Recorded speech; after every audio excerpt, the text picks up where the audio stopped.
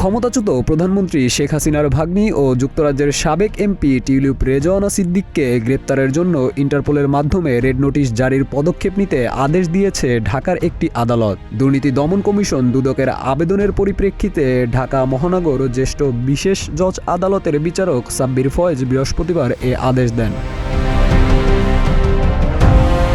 আদালতের আদেশের বিষয়টি নিশ্চিত করেছেন ঢাকা মহানগর দায়রা জজ আদালতের বেঞ্চ সহকারী মোহাম্মদ রিয়াজ হোসেন।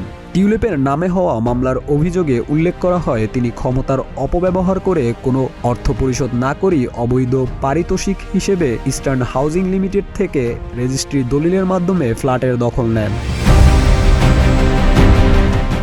ইন্টারপোলে দেওয়া আবেদনে বলা হয়, মামলা হওয়ার আগেই আসামি দেশ ত্যাগ করেছেন। এছাড়া মামলা প্রমাণে সহায়ক প্রমাণাদি ও আলামত নষ্ট করারও চেষ্টা করেছেন। এজন্য তাকে গ্রেপ্তার করা প্রয়োজন, কিন্তু তিনি বিদেশে অবস্থান করায় গ্রেপ্তারের জন্য ইন্টারপোলের মাধ্যমে রেড নোটিশ জারি করতে বাধ্য করা হচ্ছে।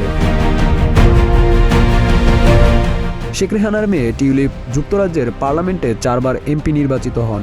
শেখ হাসিনা সরকারের পতনের পর তার পরিবারের সদস্যদের বিরুদ্ধে ওঠা বিভিন্ন অনিয়ম ও দুর্নীতির অভিযোগে তদন্ত শুরু করে দুদক। এ আদেশ টিউলিপ সিদ্দিককে দেশে ফিরিয়ে আনা ও আইনি প্রক্রিয়ার মুখোমুখি করার উদ্যোগে নতুন মাত্রা বলে মনে করছেন বিশ্লেষকরা।